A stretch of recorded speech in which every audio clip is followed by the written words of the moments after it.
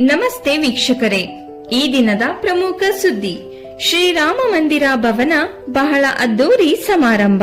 ಯಲಹಂಕ ವಿಧಾನಸಭಾ ಕ್ಷೇತ್ರ, ಬೆಂಗಳೂರು ಉತ್ತರ ತಾಲೂಕು, ದಾಸನಪುರ ಹೋಬಳಿ, ಚಿಕ್ಕಗೊಲ್ಲರಹಟ್ಟಿ ರಾಮ ಮಂದಿರ ಬಡಾವಣೆ, ವಾಗ್ದೇವಿ ಶಾಲಾ ಎಂಬಾಗದಲ್ಲಿ ಶ್ರೀರಾಮ ಮಂದಿರ ಭವನವನ್ನು ಜನಪ್ರಿಯ ಶಾಸಕರಾದ ಎಸ್.ಆರ್. ವಿಶ್ವನಾಥ್ ರವರ ನೇತೃತ್ವದಲ್ಲಿ ಬಿ. ಮುನಿರಾಜು ರವರ ಘನ ಅಧ್ಯಕ್ಷತೆಯಲ್ಲಿ ಕೆ. ಉಮೇಶ್ ಗೌರವಾಧ್ಯಕ್ಷರು ಮತ್ತು ಮಂಜುನಾಥ್ ಎಂ.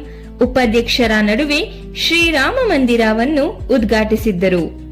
ಇದೇ ಸಂದರ್ಭದಲ್ಲಿ ಶ್ರೀರಾಮ ಮಂದಿರ ಬಡಾವಣೆಯ ಟ್ರಸ್ಟ್ ಅಧ್ಯಕ್ಷರಾದ ಬಿ. ಮುನಿರಾಜು ರವರು ಮಾಧ್ಯಮದ ಜೊತೆ ಮಾತನಾಡಿ, ನಮ್ಮ ಗುರುಗಳಾದ ಕೆ. ಉಮೇಶಣ್ಣನವರು, ನಮ್ಮ ತಂದೆಯರಾದ ಬೈರೇಗೌಡರು, ಮಂಜಣ್ಣನವರು ಹಳೆತಲೆಗಳ ಬುನಾದಿಯನ್ನು ನಾವು ಉಳಿಸಬೇಕು ಎನ್ನುವುದು ನನ್ನ ಕನಸಾಗಿತ್ತು.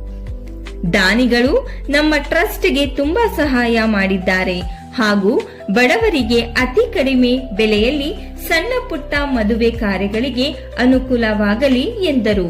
ಮತ್ತು ಶ್ರೀ ವಿನಾಯಕ ಪ್ರತಿಷ್ಠಾಪನೆ ಹಾಗೂ ಮಹಾಮಂಗಳಾರತಿ ಮತ್ತು ರಕ್ತದಾನ ಶಿಬಿರ ಹಾಗೂ ಕಣ್ಣಿನ ಪರೀಕ್ಷೆ ಶಿಬಿರವನ್ನು ಏರ್ಪಡಿಸಲಾಗಿತ್ತು.